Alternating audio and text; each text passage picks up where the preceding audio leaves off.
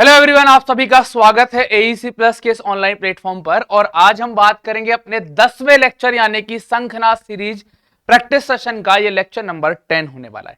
तो लेक्चर में आगे बढ़ने से पहले कुछ अपन जानकारी जान लेते हैं कि हमारे लेक्चर्स आपको कैसे मिलने वाले हैं।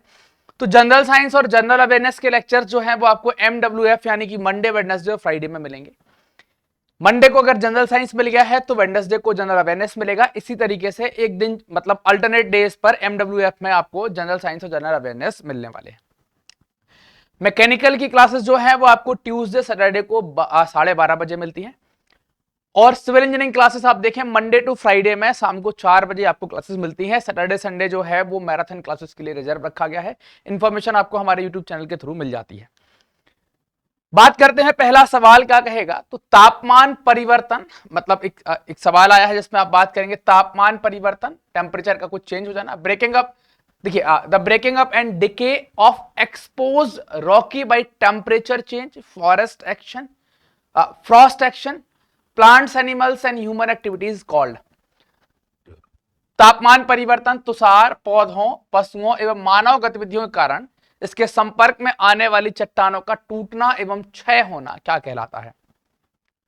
4 चीजें हैं, वेदरिंग, प्रगालन, निर्वनीकरण और अपर्दन। ये ऐसी कुछ बातें यहां पर कह रहे हैं, ऐसी कुछ बातें यहां पर इनके द्वारा कही जा रही हैं। अपर्दन खास तौर से कौन करता है, तो आप लिखेंगे अपर्दन नदी के द्वारा किया जाता है।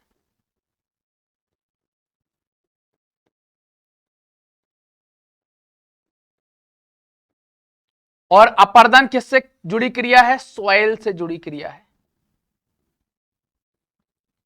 मृदा या मिट्टी से संबंधित होती है। डिफॉरेस्टेशन का मतलब जो है, डिफॉरेस्टेशन मतलब वन काटना। क्या है, वन काटना।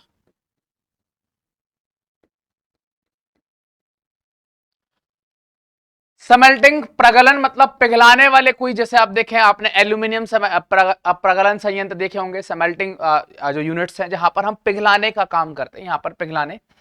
और एक आता है इसको कहते हैं वेदरिंग अपक्षय, है ना। एक आता है क्या, वेदरिंग अपक्षय। तो यहां पर तापमान परिवर्तन, तापमान हम और आप परिवर्तित नहीं कर सकते, मौसम से ही परिवर्तित होता है तापमान परिवर्तन।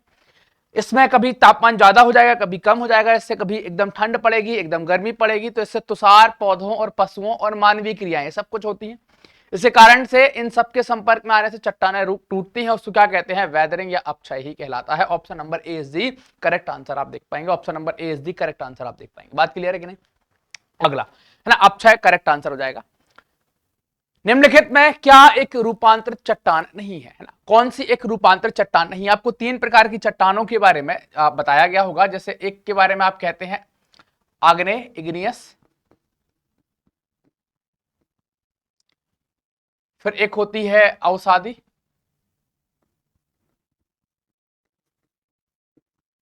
और एक होती है रूपांतरित।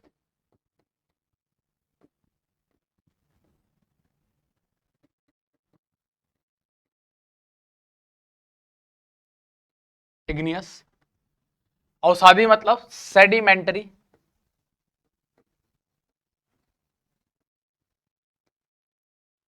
रूपांतरित मतलब मेटामॉर्फिक।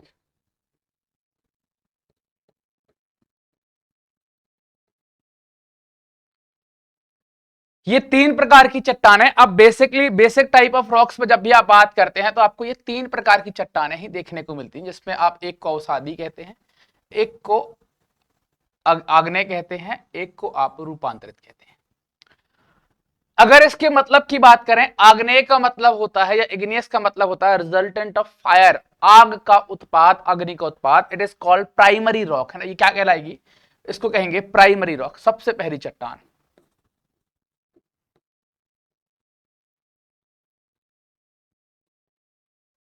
इसको प्राइमरी रॉक कहा जाएगा, प्राथमिक चट्टान। अब अवसादी क्या है, अवसाद मतलब जमने से, है ना। अवसाद क्या है, जमने से। अगर कोई ये है ना, अगर आप देख रहे हैं नदी के द्वारा अवसादों के जमाव से कोई चट्टान बनती है, क्या लिखते हैं, अवसादों के जमाव से बनी।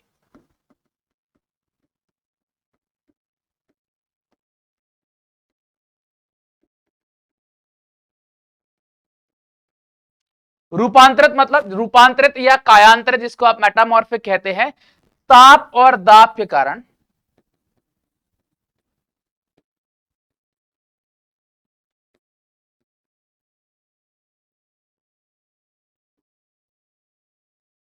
ताप और दाब के कारण आप परिवर्तन देख पाते हैं। अब ये प्राइमरी रॉक है, सबसे पहले आई है, तो ये किससे निकलती है, तो आप देखेंगे कि इसका जो उद्गम आप देख पाते हैं वो वॉल्केनोस से देख पाते हैं, है ना, वॉल्केनोस से देख पाते हैं। यहां से जो मैग्मा निकल कर आता है, यहां से जो मैग्मा निकल कर आता है, तो ये मैग्मा के ठंडा होने पर बनती है, मैग्मा के ठंडा होने पर बनती है। फिर इस पर वेदरिंग होती है, इसका इरोजन होता है, कैसे भी करके छोटे छोटे सैंड पार्टिकल में, छोटे छोटे सैंड पार्टिकल में कन्वर्ट हो जाती है, बारिश आती है वो बहा कर ले जाती है, बहा कर ले जाएगी, कहीं पर ये अवसाद जम जाएंगे, उनके जमने से चट्टान बनेगी, उसको सेडिमेंट्री कहते हैं। इसी प्रकार की चट्टानों में फॉसिल फ्यूल भी पाया जाएगा, क्योंकि जब ये नदी में या समुद्र में जाकर जम रही होगी तो उसी कचड़े के साथ वहां के एनिमल और प्लांट भी दबते जाएंगे, तो इसमें आपको पेट्रोलियम या फॉसिल फ्यूल देखने को मिलेगा। रूपांतरित, अब आप देखिए, आग्नेय से अवसादी चट्टान कन्वर्ट हो सकती है, बिल्कुल हो सकती है, अवसादी से रूपांतरित हो सकती है, आग्नेय से रूपांतरित हो सकती है, रूपांतरित जो है वो अवसादी में भी कन्वर्ट हो सकती है। अब आग्नेय से अवसादी बन सकती है, आग्नेय से रूपांतरित बन सकती है, अवसादी से रूपांतरित बन सकती है, और अवसादी से अवसादी भी बन सकती है, रूपांतरित से रूपांतरित भी बन सकती है। ये आपको टाइप देखने को मिलेंगे, ये इनका क्या है, परिवर्तन आप देख पा रहे। अब ये मेटामॉर्फिक या रूपांतरित क्या है, जैसे ही आप ऊपर से दाब आएगा, दाब कहां, दाब जो है वो एटमॉस्फेरिक प्रेशर की बात कर रहे हैं, और ताप जो है वो इंटरनल टेम्परेचर की बात कर रहे हैं। ताप प्रोड्यूस करेगी अर्थ और दाब देगा एटमॉस्फेरिक प्रेशर। यहां पर जो भी रॉक आ गई है, जो भी रॉक आ गई है, उन रॉक का कुछ स्ट्रक्चर चेंज हो जाएगा, उन रॉक में कुछ परिवर्तन आप देखेंगे, तो क्या हो जाएंगे, कुछ परिवर्तन निकल कर आ जाएंगे, उनको क्या कहते हैं, उनको रूपांतरित। जैसे फॉर एग्जांपल अगर मैं आलू को डालता हूं, तो नीचे जैसे ही मैंने गैस चालू करी, आलू मैंने कुकर में डाला, तो नीचे से हीट आई, और पानी डाला हुआ था, ढक्कन लगा देते हैं, तो आप देखते हैं जल्दी पक जाता है, क्योंकि प्रेशर बनता है, दाब आता है। तो रहता तो वो आलू ही है, लेकिन आटा ही बदल जाता है। पहले हम कच्चा आलू था, वो पका आलू, ऐसे यहां पर रहेगी तो चट्टान, लेकिन उसका स्ट्रक्चर यहां पर बदल जाएगा। तो कौन सी एक रूपांतरित चट्टान नहीं है, इसके बारे में ये बात कर रहे हैं। संगमरमर है, संगमरमर क्यों है, क्योंकि ये चूना पत्थर से, है ना, ये क्या है, लाइम से या चूना से, उसका उपयोग यहां पर किया गया है। क्वार्टाइज हीरा, अगर आप हीरे की बात करते हैं तो इसको कार्बन का अपर रूप कहा जाता है, कार्बन का अपर रूप कहलाता है। सैंडस्टोन जो है वो इसका सही एग्जांपल होगा, ये कायांतरित नहीं है। ये कैसा है, ये अवसादी है। ये किसका एग्जांपल है, ये अवसादी का एग्जांपल आप देख पाएंगे। किसका एग्जांपल आप देख पाएंगे, अवसादी का एग्जांपल देख पाएंगे। तो option number B is the correct answer आप यहां पर देखेंगे। अगला, 1923 में झंडा सत्याग्रह किस शहर में आयोजित होता है, बॉम्बे, नागपुर, कलकत्ता और अहमदाबाद। देखिए, झंडा सत्याग्रह की शुरुआत होती है जबलपुर और समापन होता है नागपुर। तो इस कारण से शहर क्या मान लेते हैं, नागपुर। और यहां पर इसमें एक स्लोगन दिया गया था, नागपुर चलो, गो नागपुर का नारा यहां पर दिया गया था। ये एक स्लोगन इस कैंपेन के दौरान दिया जाता है। और ये कैंपेन में अगर नेता का नाम कभी पूछ लिया कि कौन थे, तो सरदार वल्लभ भाई पटेल इस कैंपेन से जुड़े हुए थे। कौन जुड़े हुए थे, सरदार वल्लभ भाई पटेल।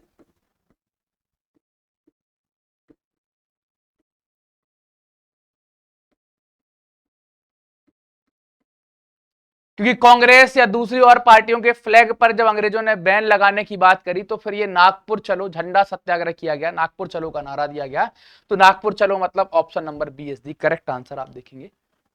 अगले की बात करते हैं। 1942 में महात्मा गांधी द्वारा भारत छोड़ो आंदोलन किस स्थान पर शुरू किया गया था। भारत छोड़ो आंदोलन को आप अगस्त क्रांति भी कहते हैं। क्या कहते हैं इसको, अगस्त क्रांति भी कहते हैं।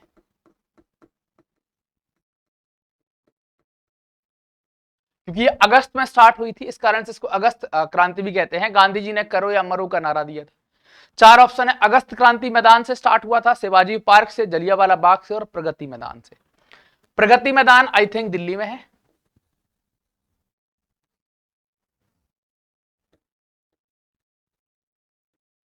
जलियांवाला जो है वो अमृतसर में है, और यहां पर एक कांड हो चुका था। शिवाजी पार्क आपको शायद मुंबई में देखने को मिलेगा, और अगस्त मैदान भी आपको मुंबई में देखने को मिलेगा। इसका ओरिजिनल नाम जो है इसको कहते हैं ग्वालिया टैंक।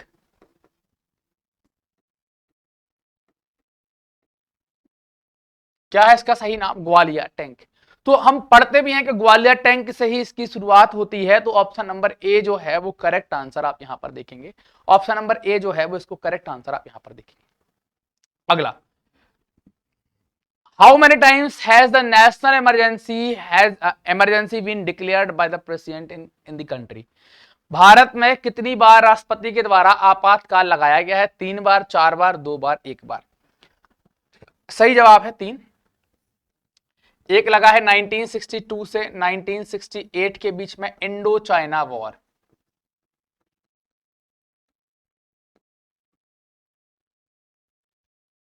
फिर दूसरी लगी है 1971 से 1977 तक, आप देख पाते हैं इंडो पाक वॉर। और एक आप देखते हैं 1975 से लेकर 1977 तक, इसको कहते हैं सशस्त्र विद्रोह, आंतरिक अशांति, इंटरनल डिस्टरबेंस। अब कुछ लोगों के दिमाग में ये सवाल आ गया होगा, क्या सर दो एक साथ दो प्रकार की आपातकाल लग सकते हैं? तो आपको बता दूं, आपातकाल लगाने के, इमरजेंसी इंपोज करने के 3-4 तरीके हैं। एक तो क्या है, युद्ध हो जाए, या कोई हमारे ऊपर हमला कर दे, या फिर एक शब्द हो गया जिसको कहते हैं सशस्त्र विद्रोह।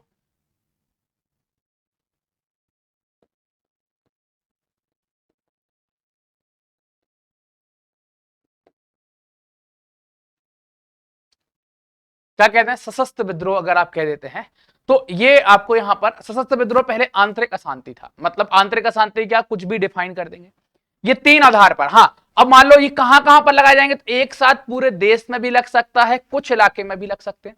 जैसे जहां पर युद्ध हुआ होगा उस इलाके में हम लगा देंगे, जहां पर हमला हुआ होगा हम उस इलाके में लगा देंगे। युद्ध मतलब हम किसी युद्ध में शामिल हो जाते हैं तब, हमारे ऊपर अटैक हो जाता है तब, या आंतरिक अशांति जिसको अब बदलकर सशस्त्र विद्रोह कर दिया गया है तब। तो एक साथ दो अलग अलग इलाकों में दो अलग अलग प्रकार से आपातकाल भी लग सकता है। इसके उदाहरण आप ये देख सकते हैं कि अलग अलग प्रकार से भी लग सकता है ना। ये दोनों अगर आप बात करते हैं तो यहां पर इंदिरा गांधी जी की सरकार थी, उस टाइम पर लगाई गई थी। और खतरनाक वाला ये हो गया था कि जब पूरे देश में ये 71 से 77 जो है, जब इंडो पाक वॉर हो रहा था, जब बांग्लादेश आजाद हो रहा था, तब तो ठीक है कि युद्ध वाले, युद्ध प्रभावित क्षेत्रों में लगाए। ये क्या है, उन्होंने पूरे देश में लगा दिया, देश में गड़बड़ी है और इमरजेंसी लगा दी। आपने देखा था नसबंदी वगैरह के जो प्रोग्राम है ना, उसमें कुछ लोगों ने मिस यूज कर डाला था, है ना। फैमिली प्लानिंग कॉन्सेप्ट अच्छा आया था, लेकिन कुछ लोकल लोगों ने उसका कई बार मिस यूज कर डाला था। तो ये 3 प्लान आप यहां पर देख, 3 इमरजेंसी आप देख पाते हैं कि 3 बार इमरजेंसी यहां पर लगी है। तो option number A is the correct answer आप देखेंगे। भारत के केंद्रीय बजट और रेलवे बजट का किस वर्ष में विलय किया गया, ये बताना है, किस वर्ष में विलय किया गया। पहले बजट शुरुआत में एक ही था, 1924 में एक कमेटी बनती है, इसको कहते हैं एक बर्थ कमेटी। एक बर्थ कमेटी की रिकमेंडेशन के बाद, इसकी सिफारिश के बाद क्या हुआ, है ना, क्या हो गया, 2 बजट हो गए। रेलवे बजट को अलग किया गया, रेलवे बजट और केंद्रीय बजट आ गए।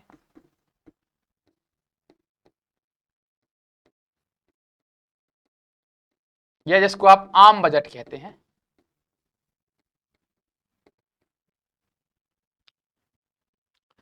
अब इसके बाद ये लगातार मामला चलता गया। 2016 में सरकार ने क्या बोला कि इनको विलय करना है, इनका विलय करना है, तो उन्होंने विलय कर दिया। लेकिन तब तक बजट पास हो चुका था। तो विलय वाला पहला बजट कब पास हुआ, 1 फरवरी 2017 को पहला एकीकृत बजट पास हुआ, पहला एकीकृत बजट पास हुआ।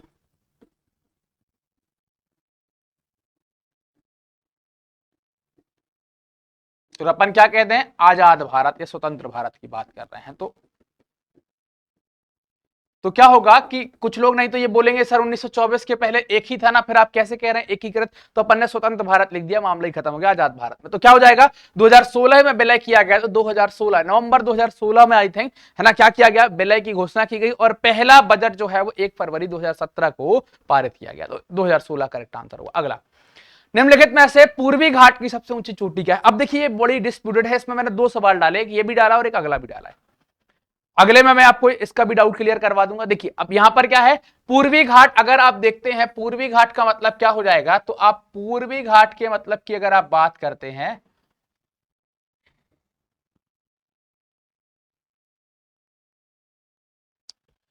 दो प्रकार के घाट आपको यहां पर मिल रहे हैं ना, दो प्रकार के घाट, इसको कहते हैं आप पश्चिमी घाट और ये कहलाता है पूर्वी घाट। लगातार नहीं है, बीच बीच में कुछ छोड़कर है, यहां पर कुछ ऐसे गांठ आपको देखने को मिल जाएगी जिसको आप नीलगिरी कहते हैं। अब इस वाले का तो अलग आ जाएगा, इसको कहेंगे ये पश्चिमी घाट या सह्याद्री। अब ये पूछ रहा है पूर्वी घाट। अब पूर्वी घाट में अभी तक अपन पढ़ते रहे हैं महेंद्रगिरी, तो हम इस सवाल में तो महेंद्रगिरी के साथ जाएंगे। मैंने दो सवाल इसलिए लिए हैं यहां पर ताकि आपको ये डाउट क्लियर हो जाए। इसमें तो हम महेंद्रगिरी के साथ जाएंगे, लेकिन ये बदल गया है।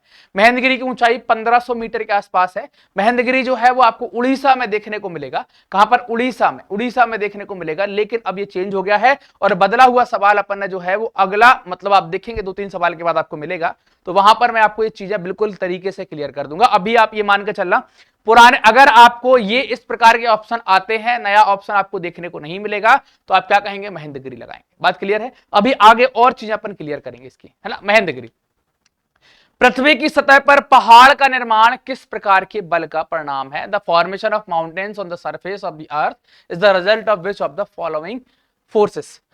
चार प्रकार के फोर्सेस यहां पर बताए गए हैं, जिसमें magnetic force, gravitational force, exogenous force और एंडोजीनियस फोर्स के बारे में बात की गई है।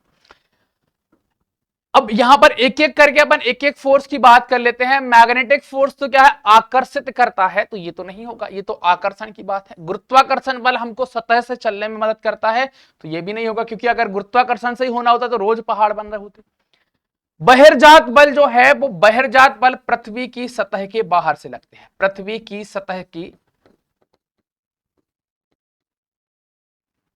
सतह से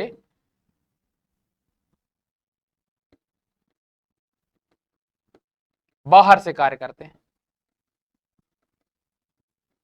अब अगर बाहर वाली बात करें, बाहर से दबाव डालेगा तो गड्ढा होना चाहिए, तो नहीं होगा। और अंतर्जात बल जो है वो पृथ्वी की सतह के अंदर काम करते हैं, पृथ्वी की सतह के अंदर काम करते हैं।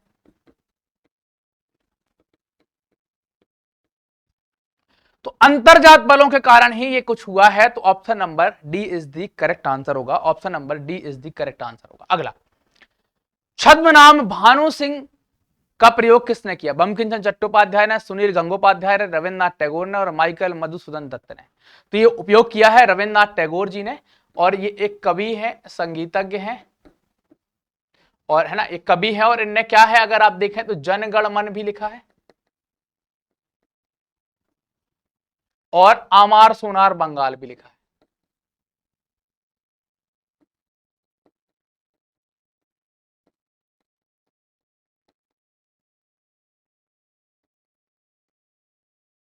आमार सोनार बंगाल भी लिखा है। Option number C is the correct answer है। Option number C is the correct answer. अगला, निम्नलिखित में से कौन कांग्रेस सोशलिस्ट पार्टी के संस्थापक सदस्यों में थे? कांग्रेस सोशलिस्ट पार्टी की जो स्थापना है वो किसने की थी? जेपी नारायण ने की थी। और इनके द्वारा एक प्लान दिया गया था, इनके प्लान को कहते हैं सर्वोदय प्लान। तो सब पूछ रहा है संस्थापक सदस्यों में से कौन थे, तो उनके सहयोगी जो रहे हैं उनका नाम है राम मनोहर लोहिया। सोशलिस्ट मतलब समाजवादी की बात कर रहे हैं, और समाजवाद में अगर आप देखें तो लोहिया जी का नाम जो है बड़े आदर से और बड़े आगे रखा जाता है। तो option number D is the correct answer आप इसका देखेंगे। अगला, स्वतंत्र भारत के पहले मुख्य न्यायाधीश कौन थे? तो स्वतंत्र भारत के पहले मुख्य न्यायाधीश जो है वो हीरालाल जेकानिया है। कौन है? हीरालाल जेकानिया है, इनका नाम आप याद रखेंगे। जब आजाद भारत का जो सुप्रीम कोर्ट बनता उसके पहले जज जो थे, 1+7 का स्ट्रक्चर आप देखेंगे, एक मुख्य न्यायाधीश, 7 अन्य न्यायाधीश, और इसमें जो मुख्य न्यायाधीश कौन है? हीरालाल जेकानिया है। अगला, निम्न में से किसने सबसे अधिक बार केंद्रीय बजट पेश किया है? तो अगर सबसे आरके षटमुखम शेट्टी, अब 4 ऑप्शन है इसमें, आरके षटमुखम शेट्टी, प्रणब मुखर्जी, मुरारजी देसाई और पी चिदम्बरम। आरके षटमुखम शेट्टी जो है उनने स्वतंत्र भारत का पेश किया है, और ये ऐसे भी हैं जिन्होंने अपने जन्मदिन पर 2 बार पेश किया है। इनका जन्मदिन 29 फरवरी को आता है, तो क्रिसमस उस टाइम पर ये वित्त मंत्री भी थे, तो इन्हें 2 बार पेश कर लिया था। प्रणब मुखर्जी वित्त मंत्री रहे हैं, लेकिन इनके रिकॉर्ड नंबर नहीं है बजट पेश करने के मामले में। मुरारजी देसाई ने 10 बार और पी चिदम्बरम साहब ने 9 बार। तो सही जवाब क्या हो जाएगा? Option number C is the correct answer देखेंगे। Option number C is the correct answer आप देखेंगे। निम्नलिखित में पूर्वी घाट की सबसे ऊंची चोटी। अब देखिए यहां पर क्या है, मैंने ऑप्शन बदल दिए हैं, धूपगढ़, कलूमार पीक, जिंदगढ़ा या जिंदगढ़, है ना, जिंदगढ़ा या ढाढक्कन का भी आ जाएगा, नामचा बरवा। धूपगढ़ मिलेगी आपको मध्य प्रदेश में, तो ये पूर्वी घाट में कैसे होगी, कैंसिल। नामचा बरवा मिलेगी आपको कहां पर, अरुणाचल में, इसको भी काट दो। इसका सही जवाब जो है वो है जिंदगढ़ा। ये नया मतलब अब ये क्या हो गया है, अब ये पर्वत हो गया है, क्या है, पूर्वी घाट का सबसे ऊंचा। ये कहां मिलेगा, अगर इसकी बात करते ये कहां मिलेगा आपको, तो ये मिलेगा आपको आंध्र प्रदेश में। कहां मिलेगा, आंध्र प्रदेश में। अब एक सवाल हमने किया था जिसमें जब ये ऑप्शन नहीं आएंगे तो वहां पर आपको महेंद्रगिरी लिखा मिलेगा, तो फिर आपको महेंद्रगिरी के साथ जाना है। अगर महेंद्रगिरी और जिनगढ़ा दोनों लिखे हैं तो आप जिनगढ़ा के साथ जाएंगे, ये करेक्ट आंसर है। 2011 में ये बदलाव हो गए हैं। 2011 में चूंकि अब डाउट था तो ये 1680 मीटर के आसपास की ऊंचाई है और 1500 कुछ के आसपास की ऊंचाई आप देख पाते, तो अब ये टॉप नंबर पूर्वी घाट में ये हो गई है। पहले महेंद्रगिरी थी, अब जिनगढ़ा हो गई है। Option number C is the correct answer है। अगला, भारत के किस भाग में पटकाई बम या पटकोई, है ना, पटकाई बम पहाड़ियां आपको देखने को मिलती हैं? भारत का दक्षिणी भाग, भारत का पूर्वी भाग, भारत का उत्तरी भाग और भारत का पश्चिमी भाग। तो आप कहां देखेंगे, भारत के पूर्वी भाग में। यहां पर आपको गारो, खासी, जैंतिया, दफला, मिसी, अबोर, मिसमी, पटकोई बूम, नंगा, मिजो, है ना, ये सारी पहाड़ियां कहां, पूर्वी भाग में आपको देखने को मिलेंगी। तो option number B is the correct part हो जाएगा, बी इज दी करेक्ट हो जाएगा यहां पर। अगला, ज्योतिराव फुले ने सत्यशोधक समाज बनाया था। सत्यशोधक समाज की स्थापना की थी, कब की थी, तो ये स्थापना हुई थी 1873 में। 1873 में स्थापना की थी और ये दलित वर्ग के उत्थान के लिए, पिछड़े वर्ग के उत्थान के लिए इनके द्वारा एक सत्यशोधक समाज बनाया गया था और सत्यार्थ प्रकाश नाम की किताब भी इनके द्वारा लिखी गई थी। निम्नलिखित में से किस अखबार का संपादन दादा भाई नौरोजी ने किया है? सोम प्रकाश, रफ्त गुप्तार, महरत्ता और संवाद कौमुदी। इनका जो सही जवाब है वो है रास्त गुफ्तार।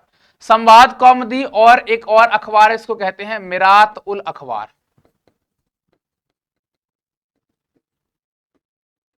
ये मिरात उल अखबार, ये दोनों अखबार किसने निकाले हैं? राजा राम मोहन राय ने निकाले हैं।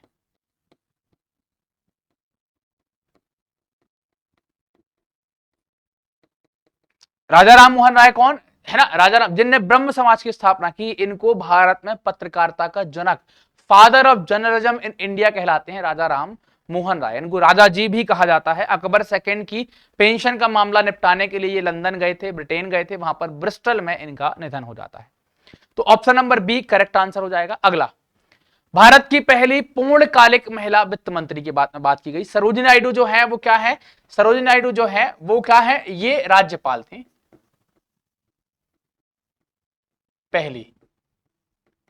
पहली महिला राज्यपाल है। मेनका गांधी जो है वो पेटा वगैरह से जुड़ी हैं, इनके कई सारे ऐसे ऑर्गेनाइजेशन चलते रहते हैं।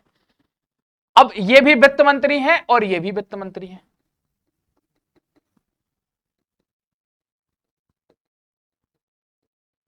लेकिन वित्त मंत्री के साथ ये प्राइम मिनिस्टर भी थी, तो इनने एडिशनल चार्ज, अतिरिक्त प्रभार था, ये क्या था, अतिरिक्त प्रभार था, कंप्लीट नहीं थी। निर्मला सीतारमण क्या है, भारत की पहली महिला पूर्णकालिक वित्त मंत्री है।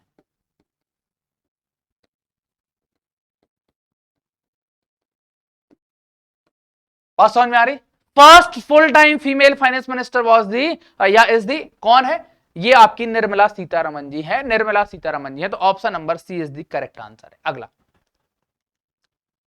नागरिकता अधिनियम कब पारित किया गया है, ये आपको बताना है कि नागरिकता अधिनियम कब पारित किया गया। तो नागरिकता के बारे में when was the citizenship act passed है, तो सिटीजनशिप जो है वो पार्ट 2 के अंदर आप देखते हैं, आर्टिकल नंबर 5 से लेकर आप 11 तक की चर्चा यहां पर करते हैं।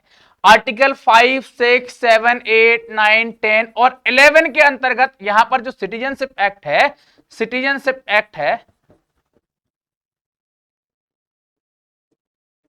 1955 में पारित हुआ। ये खास तौर से आर्टिकल नंबर 11, इसी के तहत आपको नागरिकता मिलेगी, इसी के तहत आपको नागरिकता खत्म होगी। आर्टिकल 5 कहता है commencement of the citizenship at the है ना, जब हमारा संविधान लागू हो रहा था उस टाइम पर सिटीजनशिप का लागू होना, citizenship at the commencement of the constitution. 6, 7, 8, 9, 10 ये कुछ ऐसे प्रावधान है कि भारत से पाकिस्तान आ रहे हैं लोग, पाकिस्तान से भारत जा रहे हैं लोग, उनके बारे में कोई विदेशी नागरिकता ले सकता है कि नहीं, तो ये सारे प्रावधान किए गए हैं। सिटीजनशिप एक्ट जो है वो आप 11 अनुच्छेद 11 में इसका ज्यादा utilisation, use of citizenship act जो है वो ज्यादा कहां पर देखेंगे, अनुच्छेद 11 के अंदर आप देख पाएंगे। तो option number B is the correct answer 1955। हमारे यहां पर सिटीजनशिप लेने के 5 तरीके, यही एक्ट जो है 1955 का 5 तरीके से आप नागरिकता ले सकते हैं, 3 तरीके से आप नागरिकता को खो सकते हैं, यह भी यहां पर बताया गया है। अगला, निम्नलिखित में से कौन सा दर्रा पीर पंजाल को काटते हुए मनाली और लेह सड़क के रास्ते को जोड़ता है? रोहतांग, बनिहाल, नाथुला। तो बनिहाल तो जम्मू एंड कश्मीर में, नाथुला जो आप देखेंगे, चूंकि क्या कह रहा है, मनाली से आपको लेह जाना है, मनाली से आपको लेह जाना है, मतलब कि अगर अपन बात करें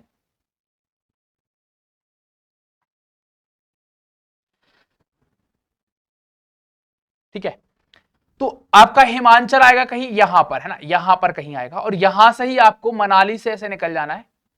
कहां? मनाली से ही आपको क्या एक मिनट, मनाली से ही आपको कहां निकल जाना है, मनाली से ही आपको कहां निकल जाना है, यहां से आपको सीधे निकल जाना है लेह के लिए। तो यहां पर कोई दर्रा आएगा, उसका काम होगा। अब नाथुला सिक्किम में है ना, और रोहतांग सॉरी बनिहाल जो है वो आप कहां देख पाएंगे, जम्मू एंड कश्मीर में देख पाएंगे। तो सही जवाब क्या है इसका, रोहतांग दर्रा, हिमाचल प्रदेश से यहां से निकले और ऐसे क्रॉस करते हुए चले जाएंगे। तो option number A is the correct answer आप देखेंगे, option number A is the correct answer आप देखेंगे। अगला, निम्नलिखित में से कौन सा पर्वत भारत में लद्दाख के सियाचिन क्षेत्र के पास है? किरत चुली पर्वत, कबरू पर्वत, कंचनजंगा पर्वत और K12 पर्वत। तो कंचनजंगा तो कहां चला जाएगा, कंचनजंगा तो चला जाएगा सिक्किम में, तो ये काट देते हैं। सही जवाब जो है वो है K12 पर्वत, है ना, सही जवाब जो है, ये याद करने वाली बातें हैं, मैपिंग आप करेंगे तो आपको याद हो जाएंगे, है ना। K12 पर्वत जो है वो आप कहां देख पाते हैं, सियाचिन क्षेत्र के पास आप देख पाते हैं।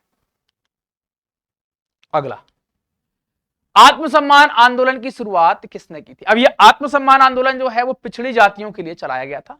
ज्योतिबा फुले साहब का तो हमने देखा कि इन्हें सत्य सुधक समाज बनाया, B.R. अंबेडकर साहब ने डिप्रेस्ड क्लास मिशन बनाया हुआ था, और इनने जो सरस्वती और मल्हार आंदोलन थे, तालाब से पानी, पार्वती और मल्हार आंदोलन थे, उनमें भी इनने योगदान दिया। जो दलित वर्ग या जो शेड्यूल कास्ट वर्ग है उनको इनने हरिजन नाम दिया, उनको इनने दलित कहा हुआ था, हरिजन गांधी जी के द्वारा कहा गया था। तो ये दलित वर्ग के बड़े नेता थे, गांधी जी ने हरिजन कहा था और इन्हें हरिजन उद्धार के लिए कार्यक्रम चलाए थे। तो ये आत्मसम्मान आंदोलन की शुरुआत जो है किसने की, E.V. रामास्वामी नायकर के द्वारा। Option number A is the correct answer आप देख पाएंगे। स्वतंत्र भारत के पहले रक्षा मंत्री कौन है? सी राजगोपालाचारी, बलदेव सिंह, जगजीवन राम और सरदार वल्लभ भाई पटेल।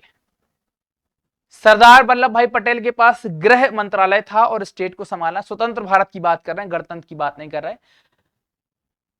सी राजगोपालाचारी जो है वो आप देखें शिक्षा के मामले में बात करते थे, है ना, एजुकेशन, इनके पास आप देखेंगे एजुकेशन वाला डिपार्टमेंट दिया गया था, इनके पास होम वाला डिपार्टमेंट दिया गया था, इनके पास लेबर वाला डिपार्टमेंट दिया गया था, और इनके पास डिफेंस वाला दिया गया था। तो कौन हो जाएंगे, Baldev Singh. Option number B is the correct answer देखेंगे, बलदेव सिंह। अगला, परमादेश रिट का क्या अर्थ है? 4 ऑप्शन है, by what warrants, we command, to be certified, you may have to the body, have the body.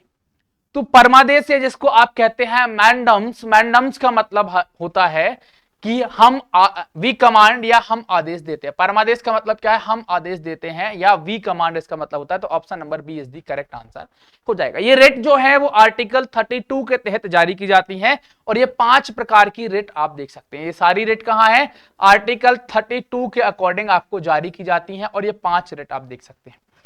Habeas corpus का मतलब होता है बंदी प्रत्यक्षीकरण। क्या होता है, बंदी प्रत्यक्षीकरण। जब किसी को गलत तरीके से कैद करके रखा जाता है तब ये रिट जारी की जाती है, और इसका मतलब होता है you may have to the body, मतलब सशरीर उसको प्रस्तुत करो। मैंडम्स जब क्या है कि कोई बात नहीं मानता है तो क्या कहते हैं, हम आदेश देते हैं। प्रोविजन, रोकने के लिए बात की जाती है कि भाई टू प्रोहिबिटेड या टू फॉरबिड मतलब रोकने की बात करेंगे। सर्टियोरी का मतलब हो जाता है कि टू बी सर्टिफाइड, है ना, टू बी सर्टिफाइड कि आप ये बताओ, है ना, आप ये बताओ। और क्यू वारंटो का मतलब होता है वही व्हाट वारंट, किसके अधिकार के द्वारा या किसके द्वारा, किस वारंट के द्वारा आप इस पद पर, मतलब ये सरकारी नौकरी वालों से पूछी जाती है। सर्टियोरी, है ना, और प्रोहिबिशन कोर्ट वालों को जारी की जाती है, ये सरकारी नौकरी वालों को जारी की जाती है, सरकारी कर्मचारियों के लिए जारी की जाती है, ये सरकारी और प्राइवेट दोनों के लिए जारी की जाती है। तो इसका ऑप्शन नंबर जो अपन है देखा है कि हम आज्ञा देते हैं या हम वी कमांड, यही इसका option number B is the correct answer आप यहां पर देख पाएंगे, है ना, B is the correct answer आप यहां पर देख पाएंगे। बात क्लियर है? इसके आगे के जो सवाल हैं वो इकोनॉमी के सवाल होने वाले हैं और वो सारे सवाल आपके साथ कौन करेंगे? प्रशांत सर आपके साथ वो सवाल डील करने वाले हैं। चलिए, तो ये आपने अंकुर सर के सब्जेक्ट के बारे में देखा और उनसे संबंधित जो इम्पोर्टेंट क्वेश्चन थे उसको आपने डिस्कस किया है। अब हम बात करते हैं इकोनॉमिक्स से रिलेटेड क्वेश्चन की, और क्वेश्चन नंबर 24 जो है वो बोल रहा है, how many members are there in the Indian monetary policy committee. भारतीय मौद्रिक नीति समिति में कितने सदस्य होते हैं? देखिए, मौद्रिक नीति की अगर बात करें, मॉनेटरी पॉलिसी की अगर बात करें, तो मॉनेटरी पॉलिसी को बनाने की जिम्मेदारी भारत में होती है आरबीआई की। अब मॉनेटरी पॉलिसी में क्या रेट होंगे, किस प्रकार की चीजें होंगी, उसमें किसी भी प्रकार का कोई भी परिवर्तन करना है तो उस परिवर्तन को करने की जिम्मेदारी जो होती है, या उससे संबंधित किसी भी चीज में बदलाव करना है या कुछ नियम बनाने हैं, वो सारी चीजों की जिम्मेदारी होती है मॉनेटरी पॉलिसी कमेटी की। बात समझ में आ रही है? किसकी होती है? तो वो होती है मॉनेटरी पॉलिसी कमेटी की। अब मॉनेटरी पॉलिसी कमेटी के पहले अगर मैं बात करूं आपसे, तो मॉनेटरी पॉलिसी कमेटी के पहले जो काम करती थी कमेटी, उसको हम टैक बोलते थे, उसको हम बोलते थे technical advisory committee. Technical advisory committee, ये भी याद रखिएगा इसमें।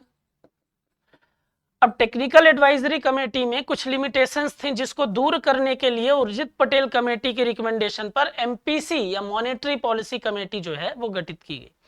मॉनेटरी पॉलिसी कमेटी में टोटल नंबर ऑफ मेंबर जो होते हैं वो होते हैं, टोटल मेंबर वो होते हैं 6। अब ये 6 सदस्य जो हैं वो कहां से होंगे? ये 6 के 6 सदस्य क्या आरबीआई से संबंधित होंगे? तो नहीं, इन 6 सदस्य में से 3 सदस्य जो हैं वो किससे संबंधित होंगे, कहां से होंगे? आरबीआई की तरफ से होंगे, जिसमें आरबीआई का गवर्नर भी होगा। और 3 सदस्य जो हैं वो किसके होंगे? वो गवर्नमेंट ऑफ इंडिया की तरफ से होंगे। लेकिन ये गवर्नमेंट ऑफ इंडिया से जो 3 सदस्य होंगे ये ऐसे होंगे जो इकोनॉमिक्स के फील्ड से संबंधित। बात समझ में आ रही है? तो यहां पर याद रखिएगा, टोटल नंबर ऑफ मेंबर जो है वो कितने हैं? वो 6 हैं। 3 आरबीआई की तरफ से, 3 गवर्नमेंट ऑफ इंडिया। आरबीआई की तरफ से जो 3 मेंबर हैं उसी में से एक गवर्नमेंट आरबीआई गवर्नर होगा जो इस मॉनेटरी पॉलिसी कमेटी का हेड होगा। अब इसमें किसी भी प्रकार का कोई भी बदलाव कर रहे हैं तो आपको ये तो आंसर क्लियर हो गया कि sir total number of member जो है वो कितने हैं? वो 6 हैं। अब इसमें किसी भी प्रकार का आपको बदलाव करना है, कोई भी चेंजेस करना है, तो क्या डायरेक्टली ये 6 मेंबर जो है वो बोल दिए कि हाँ एक काम करो, अब ये रूल चेंज कर दो, ये इसको ऐसा कर दो, इसको ऐसा कर दो, तो ये पॉसिबल है? नहीं। किसी भी प्रकार के नियम में परिवर्तन के लिए, किसी भी प्रकार के रेट में परिवर्तन के लिए, किसी भी प्रकार का चेंजेस के लिए अगर मैं डायरेक्टली बोलूं तो वोटिंग होगी, वोट डाले जाएंगे। और इस वोटिंग सिस्टम में मेजॉरिटी के बेसिस पर अगर आप देखेंगे तो डिसीजन लिया जाएगा। अब क्वेश्चन ये आता है कि सर सिचुएशन कभी ऐसी भी तो बन सकती है, अगर मेजॉरिटी है तब तो कोई समस्या ही नहीं है, लेकिन अगर सिचुएशन 3 की हो जाए, 3 वोट फेवर में हो जाए, 3 वोट अपोज में हो जाए, उस सिचुएशन पर क्या किया जाएगा? तो जब ऐसी स्थिति बनेगी तो वहां पर क्या करेंगे? जब ऐसी स्थिति बनेगी तो उस पर फाइनल डिसीजन लेने का अधिकार किसके पास हो जाएगा? वो आरबीआई गवर्नर के पास हो जाएगा। तो याद रखिएगा कि आरबीआई गवर्नर ही इसको हेड करता है। टोटल 6 मेंबर होते हैं। वोटिंग के द्वारा किसी भी प्रकार का परिवर्तन जो है वो इसमें देखने को मिलता है। तो अगर आपसे पूछे टोटल नंबर ऑफ मेंबर बताइए तो आप 6 बताइए। क्वेश्चन नंबर 25 की बात करते हैं। क्वेश्चन नंबर 25 जो है वो क्या बोल रहा है? Which central institution in India monitor and regulate agriculture credit. कृषि क्षेत्र से संबंधित ऋण के बारे में निगरानी और विनियमन करने का अधिकार कौन सा केंद्रीय संस्थान जो है वो भारत में करता है? देखिए, एक संस्थान है जिसको हम बोलते हैं नाबार्ड, इसका फुल फॉर्म होता है national bank for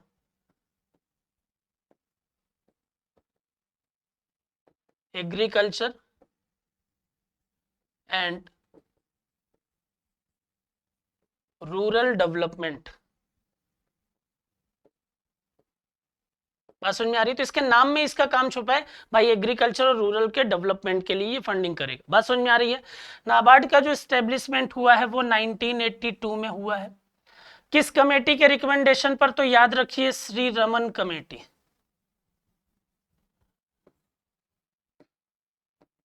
Shri Raman committee के सुझावों के आधार पर 1982 में इसकी स्थापना कर दी गई।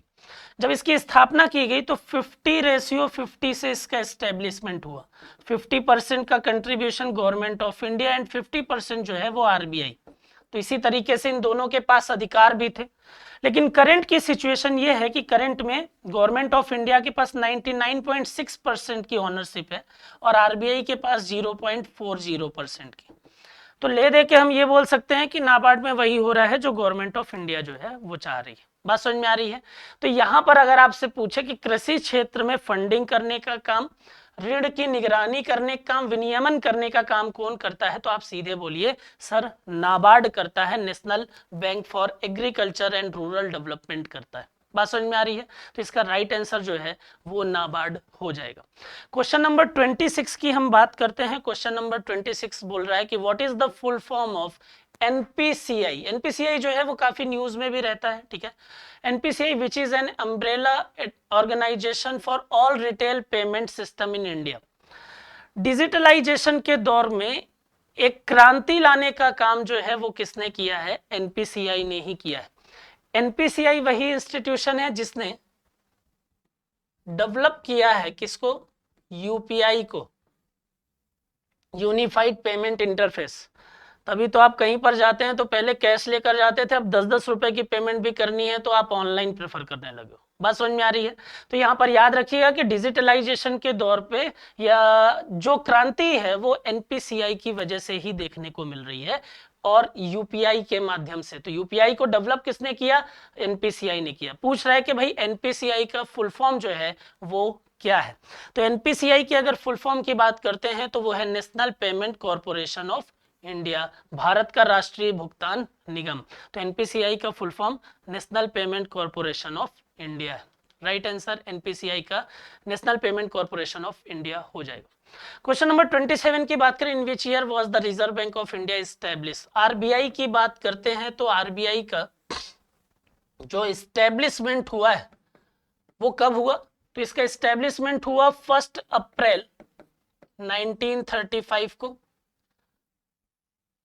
किस एक्ट के अंडर में हुआ? तो आरबीआई एक्ट 1934, ठीक। और बाद में इसका नेशनलाइजेशन हुआ, वो कब हुआ? राष्ट्रीयकरण कब हुआ? तो ये हुआ 1 जनवरी 1949। बात समझ में आ रही है? तो यहां पर याद रखिएगा आरबीआई की जब भी एक्ट की बात आएगी तो 34 है, एस्टेब्लिशमेंट 35 है एंड नेशनलाइजेशन जो है वो 49 है। यहां पर बोल रहा है कि इसकी स्थापना कब हुई है? तो स्थापना हुई है 1935। कब? 1935, 1 अप्रैल 1935। क्वेश्चन नंबर 28 की बात करते हैं कि if the inflation in an economy is rising steadily the central bank might. यदि किसी अर्थव्यवस्था में मुद्रास्फीति लगातार बढ़ रही है तो केंद्रीय बैंक खाली स्थान हो सकता है। देखिए इसको ऐसे समझिए, जैसे मान लीजिए कि इन्फ्लेशन है, क्या बोल रहा है कि अर्थव्यवस्था मुद्रास्फीति जो है वो लगातार बढ़ रही है, इन्फ्लेशन जो है वो लगातार इंक्रीज हो रहा है। इन्फ्लेशन इसलिए इंक्रीज हो रहा है क्योंकि डिमांड जो है वो क्या है? बढ़ी हुई है। डिमांड इसलिए बढ़ी हुई है क्योंकि क्या देखने को मिल रहा है? लोगों के पास में मनी जो है वो ज्यादा है, और मनी इसलिए ज्यादा है क्योंकि लोगों को लोन जो है वो क्या हो रहा है? सस्ता मिल रहा है। तो अगर मान लीजिए कि यहां पर इन्फ्लेशन को रेगुलेट करना है, इस एरो को जो ऊपर की तरफ जा रहा है उसको आपको नीचे की तरफ जाना है, तो आप इस पॉइंट में रेगुलेशन करिए।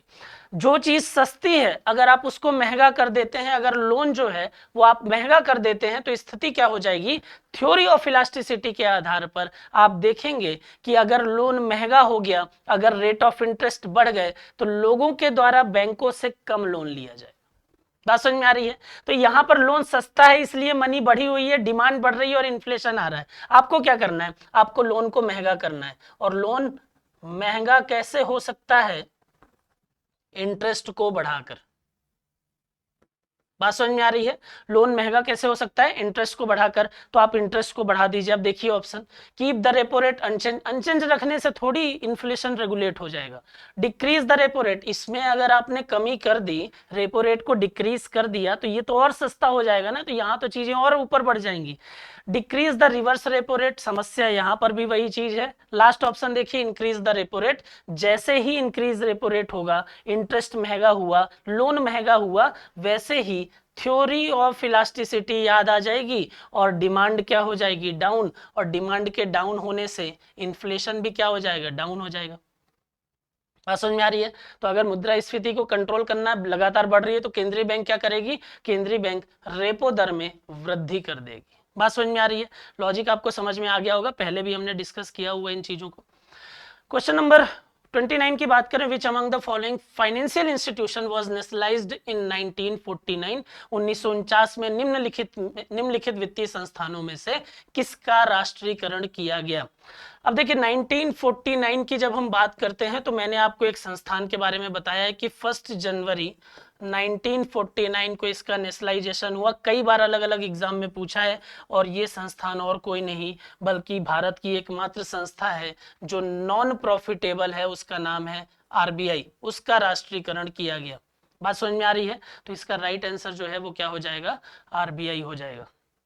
क्वेश्चन नंबर 30 की अगर हम बात करते हैं, तो बोल रहा है कि which of the following countries is not a member of World Trade Organization. इसमें से डब्ल्यूटीओ का सदस्य कौन सा नहीं है। इजराइल डब्ल्यूटीओ का सदस्य है, गिनी डब्ल्यूटीओ का सदस्य है, नॉर्वे सदस्य है, लेकिन ईरान जो है वो फिलहाल डब्ल्यूटीओ का सदस्य नहीं है। डब्ल्यूटीओ का मतलब होता है वर्ल्ड ट्रेड ऑर्गेनाइजेशन। ठीक, इसकी स्थापना की अगर हम बात करते हैं, तो गैट के उत्तराधिकारी के तौर पर इसकी स्थापना हुई। डायरेक्टली क्वेश्चन पूछता है ये, तो ये याद रखिएगा कि गैट के सक्सेसर के रूप में इसकी स्थापना हुई है। ठीक है, कब हुई है, 1 जनवरी 1995 को। ठीक है, गैट जो था वो क्या था, वो एक सिर्फ समझौता था। ठीक, और डब्ल्यूटीओ क्या है, एक संस्थान है, एक इंस्टीट्यूशन है, यही दोनों में फर्क है। बात समझ में आ रही है? और इंटरनेशनल मार्केट में जो ट्रेड हो रहा है, जो अंतरराष्ट्रीय बाजार में जो व्यापार की स्थिति बनती है, उसको रेगुलेट करने का काम जो है वो कौन करता है, डब्ल्यूटीओ करता है। और वर्तमान में इसमें कितने देश सदस्य हैं, तो 164 कंट्री जो है वो इसकी मेंबर हैं। और इसका नवीनतम सदस्य जो है वो कौन सा है, तो लेटेस्ट मेंबर है इसका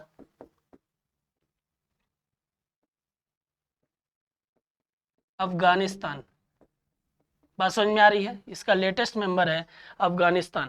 ठीक है, चलिए यहां पर आपको समझ में आ गया कि सर डब्ल्यूटीओ जो है 164 मेंबर है, डब्ल्यूटीओ का लेटेस्ट मेंबर अफगानिस्तान है, और इन चारों में से डब्ल्यूटीओ का जो मेंबर नहीं है वो कौन सा है, वो ईरान है। बात समझ में आ रही है? तो ये हमारे कुछ क्वेश्चन थे। ठीक है, अगर आपको ये लगता है कि सर हमको कॉन्सेप्चुअल चीजों को और देखना है, और हम पढ़ाई को थोड़ा सा और एग्जाम की तरफ तो बढ़ रहे हैं, लेकिन और बेहतर तरीके से बढ़ना है, तो एईसी जो है वो आपके लिए क्रैश कोर्स लेकर आ रहा है। सिविल और मैकेनिकल के लिए मेनली ये क्रैश कोर्स है। इसकी खास बात ये है कि क्रैश कोर्स के साथ में ही आपको लगभग 300 प्लस टेस्ट जो हैं वो ऐसी टेस्ट सीरीज आपको अवेलेबल कराई जाएगी, जो बिल्कुल फ्री ऑफ कॉस्ट होगी। आपको क्रैश कोर्स के अलावा उसके टेस्ट सीरीज के लिए किसी भी प्रकार से कोई भी पेमेंट नहीं करनी है। तो मेनली सिविल और मैकेनिकल के लिए ये चीजें हैं। ठीक है, और ये हमारे कुछ क्वेश्चन थे जो इंपॉर्टेंट थे, और जो आए हुए हैं और जो आने की संभावना है। बात समझ में आ रही है? आप पढ़ाई करते रहिए, खुश रहिए। Thank you so much.